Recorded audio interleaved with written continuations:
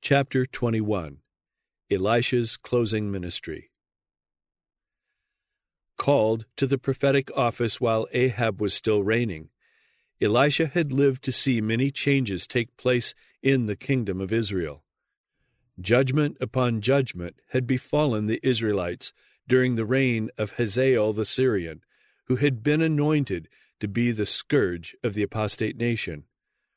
The stern measures of reform instituted by Jehu had resulted in the slaying of all the house of Ahab. In continued wars with the Syrians, Jehoahaz, Jehu's successor, had lost some of the cities lying east of the Jordan. For a time it had seemed as if the Syrians might gain control of the entire kingdom. But the reformation begun by Elijah and carried forward by Elisha had led many to inquire after God. The altars of Baal were being forsaken, and slowly yet surely God's purpose was being fulfilled in the lives of those who chose to serve him with all the heart. It was because of his love for erring Israel that God permitted the Syrians to scourge them. It was because of his compassion for those whose moral power was weak that he raised up Jehu to slay wicked Jezebel and all the house of Ahab. Once more, through a merciful providence, the priests of Baal and of Ashtoreth were set aside and their heathen altars thrown down. God in his wisdom foresaw that if temptation were removed, some would forsake heathenism and turn their faces heavenward, and this is why he permitted calamity after calamity to befall them.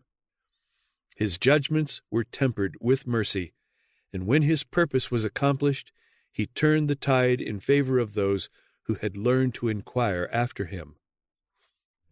While influences for good and for evil were striving for the ascendancy, and Satan was doing all in his power to complete the ruin he had wrought during the reign of Ahab and Jezebel, Elisha continued to bear his testimony. He met with opposition, yet none could gainsay his words. Throughout the kingdom he was honored and venerated. Many came to him for counsel. While Jezebel was still living, Joram, the king of Israel, sought his advice, and once, when in Damascus, he was visited by messengers from Ben-Hadad, king of Syria, who desired to learn whether a sickness then upon him would result in death. To all, the prophet bore faithful witness in a time when, on every hand, truth was being perverted and the great majority of the people were in open rebellion against heaven. And God never forsook his chosen messenger. On one occasion, during a Syrian invasion, the king of Syria sought to destroy Elisha because of his activity in apprising the king of Israel of the plans of the enemy. The Syrian king had taken counsel with his servants, saying, in such a place shall be my camp." This plan was revealed by the Lord to Elisha, who sent unto the king of Israel, saying, "Beware that thou pass not such a place, for thither the Syrians are come down." And the king of Israel sent to the place which the man of God told him and warned him of, and saved himself there not once nor twice. Therefore the heart of the king of Syria was sore troubled for this thing, and he called his servants and said unto them, "Will ye not show me which of us is for the king of Israel?" And one of his servants said, "None, my lord, O king, but Elisha, the prophet that is in Israel, telleth the king of Israel the words that thou speakest in thy bedchamber." Determined to make away with the prophet, the Syrian king commanded, "Go and spy where he is, that I may send and fetch him." The prophet was in Dothan, and, learning this, the king sent thither horses and chariots and a great host, and they came by night and compassed the city about. And when the servant of the man of God was risen early and gone forth, behold, an host compassed the city both with horses and chariots. In terror, Elisha's servant sought him with the tidings. "Alas, my master," he said, "how shall we do?" "Fear not," was the answer of the prophet, "for they that be with us are more than they that be with them." And then, that the servant might know this for himself, Elisha prayed and said, "Lord, I pray thee, open his eyes that he may see." The Lord opened the eyes of the young man, and he saw, and behold, the mountain was full of horses and chariots of fire round about Elisha. Between the servant of God and the hosts of armed foemen was an encircling band of heavenly angels. They had come down in mighty power, not to destroy, not to exact homage, but to encamp round about and minister to the Lord's weak and helpless ones. When the people of God are brought into strait places, and apparently there is no escape for them, the Lord alone must be their dependence. As the company of Syrian soldiers boldly advanced, ignorant of the unseen hosts of heaven, Elisha prayed unto the Lord and said, "Smite this people, I pray thee, with blindness."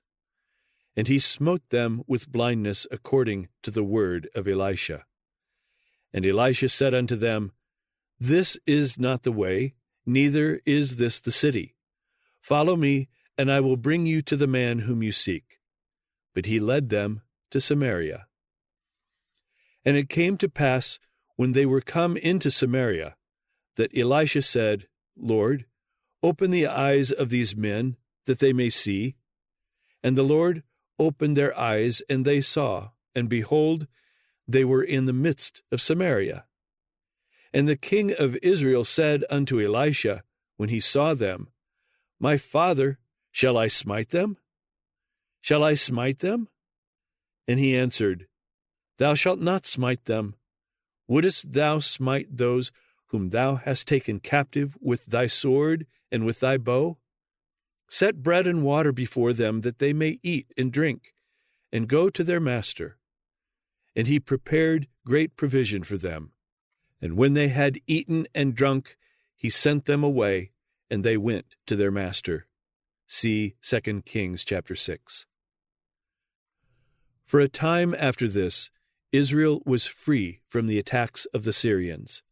But later, under the energetic direction of a determined king, Hazael, the Syrian hosts surrounded Samaria and besieged it. Never had Israel been brought into so great a strait as during this siege. The sins of the fathers were indeed being visited upon the children and the children's children. The horrors of prolonged famine were driving the king of Israel to desperate measures when Elisha predicted deliverance the following day. As the next morning was about to dawn, the Lord made the host of the Syrians to hear a noise of chariots and a noise of horses, even the noise of a great host. And they, seized with fear, arose and fled in the twilight, leaving their tents and their horses and their asses, even the camp as it was, with rich stores of food. They fled for their life, not tarrying until after the Jordan had been crossed. During the night of flight, 4 leprous men at the gate of the city, made desperate by hunger, had proposed to visit the Syrian camp and throw themselves upon the mercy of the besiegers, hoping thereby to arouse sympathy and obtain food. What was their astonishment when, entering the camp, they found no man there. With none to molest or forbid, they went into one tent and did eat and drink, and carried thence silver and gold and raiment, and went and hid it, and came again and entered into another tent, and carried thence also, and went and hid it. Then they said one to another, "We do not well. This day is a day of good tidings, and we hold our peace." Quickly they returned to the city with the glad news. Great was the spoil, so abundant were the supplies that on that day a measure of fine flour was sold for a shekel, and 2 measures of barley for a shekel, as had been foretold by Elisha the day before. Once more, the name of God was exalted before the heathen, according to the word of the Lord through his prophet in Israel. See 2 Kings 7, verses 5 to 16. Thus the man of God continued to labor from year to year, drawing close to the people in faithful ministry, and in times of crisis standing by the side of kings as a wise counselor. The long years of idolatrous backsliding on the part of rulers and people had wrought their baleful work. The dark shadow of apostasy was still everywhere apparent, yet here and there were those who had steadfastly refused to bow the knee to Baal. As Elisha continued his work of reform, many were reclaimed from heathenism, and these learned to rejoice in the service of the true God. The prophet was cheered by these miracles of divine grace, and he was inspired with a great longing to reach all who were honest in heart. Wherever he was, he endeavored to be a teacher of righteousness. From a human point of view, the outlook for the spiritual regeneration of the nation was as hopeless as is the outlook today before God's servants who are laboring in the dark places of the earth. But the Church of Christ is God's agency for the proclamation of truth. She is empowered by him to do a special work, and if she is loyal to God, obedient to his commandments, there will dwell within her the excellency of divine power. If she will be true to her allegiance, there is no power that can stand against her. The forces of the enemy will be no more able to overwhelm her than is the chaff to resist the whirlwind. There is before the church the dawn of a bright, glorious day, if she will put on the robe of Christ's righteousness, withdrawing from all allegiance to the world. God calls upon his faithful ones who believe in him to talk courage to those who are unbelieving and hopeless. Turn to the Lord, ye prisoners of hope. Seek strength from God, the living God. Show an unwavering, humble faith in his power and his willingness to save. When in faith we take hold of his strength, he will wonderfully change the most hopeless, discouraging outlook. He will do this for the glory of his name. So long as Elisha was able to journey from place to place throughout the kingdom of Israel, he continued to take an active interest in the upbuilding of the schools of the prophets. Wherever he was, God was with him, giving him words to speak and power to work miracles. On one occasion, the sons of the prophets said unto Elisha, Behold now, the place where we dwell with thee is too strait for us. Let us go, we pray thee, unto Jordan, and take thence every man a beam, and let us make us a place there where we may dwell. 2 Kings 6, verses 1 and 2. Elisha went with them to Jordan, encouraging them by his presence, giving them instruction, and even performing a miracle to aid them in their work. As one was felling a beam, the axe head fell into the water, and he cried and said, Alas, master, for it was borrowed. And the man of God said, Where fell it? And he showed him the place. And he cut down a stick, and cast it in thither, and the iron did swim. Therefore said he, Take it up to thee. And he put out his hand and took it. Verses 5 to 7. So effectual had been his ministry, and so widespread his influence, that as he lay upon his deathbed, even the youthful king Joash, an idolater with but little respect for God, recognized in the prophet a father in Israel, and acknowledged that his presence among them was of more value in time of trouble than the possession of an army of horses and chariots. The record reads, "Now Elisha was fallen sick, of his sickness whereof he died.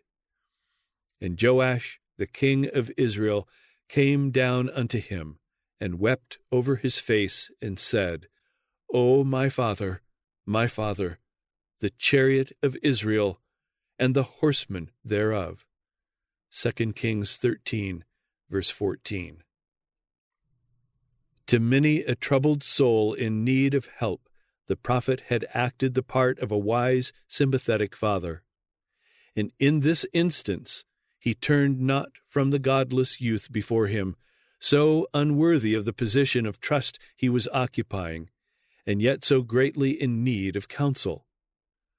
God, in his providence, was bringing to the king an opportunity to redeem the failures of the past and to place his kingdom on vantage ground.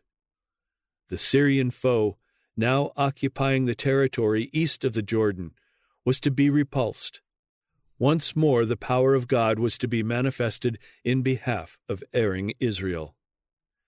The dying prophet bade the king, "Take bow and arrows."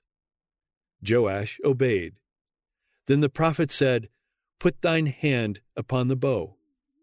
Joash put his hand upon it, and Elisha put his hands upon the king's hands. And he said, "Open the window eastward, toward the cities beyond the Jordan in possession of the Syrians." The king, having opened the latticed window, Elisha bade him shoot. As the arrow sped on its way, the prophet was inspired to say, "The arrow of the Lord's deliverance, and the arrow of deliverance from Syria, for thou shalt smite the Syrians in Aphek, till thou have consumed them." And now the prophet tested the faith of the king. Bidding Joash take up the arrows, he said, "Smite upon the ground." Thrice the king smote the ground, and then he stayed his hand. "Thou shouldest have smitten 5 or 6 times, Elisha exclaimed in dismay. "Then hadst thou smitten Syria till thou hadst consumed it, whereas now thou shalt smite Syria but thrice." 2 Kings 13, verses 15 to 19. The lesson is for all in positions of trust. When God opens the way for the accomplishment of a certain work and gives assurance of success, the chosen instrumentality must do all in his power to bring about the promised result. In proportion to the enthusiasm and perseverance with which the work is carried forward will be the success given. God can work miracles for his people only as they act their part with untiring energy. He calls for men of devotion to his work, men of moral courage, with ardent love for souls, and with a zeal that never flags. Such workers will find no task too arduous, no prospect too hopeless. They will labor on, undaunted, until apparent defeat is turned into glorious victory. Not even prison walls, nor the martyr's stake beyond, will cause them to swerve from their purpose of laboring together with God for the upbuilding of his kingdom. With the counsel and encouragement given Joash, the work of Elisha closed.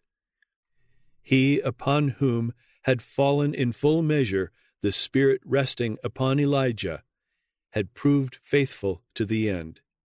Never had he wavered. Never had he lost his trust in the power of omnipotence.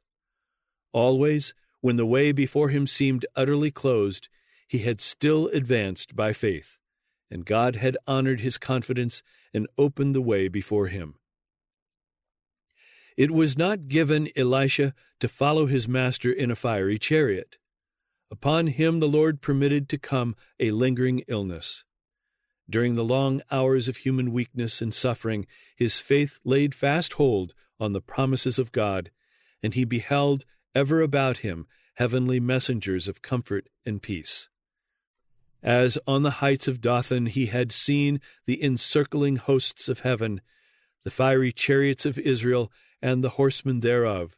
So now he was conscious of the presence of sympathizing angels, and he was sustained.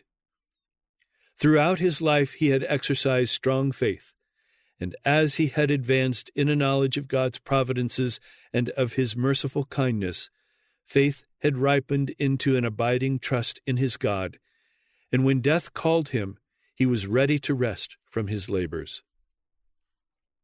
Precious in the sight of the Lord is the death of his saints. Psalm 116, verse 15. The righteous hath hope in his death. Proverbs 14, verse 32. With the psalmist, Elisha could say in all confidence, God will redeem my soul from the power of the grave, for he shall receive me. Psalm 49, verse 15. And with rejoicing he could testify, I know that my Redeemer liveth, and that he shall stand at the latter day upon the earth. Job 19, verse 25. As for me, I will behold thy face in righteousness. I shall be satisfied when I awake with thy likeness.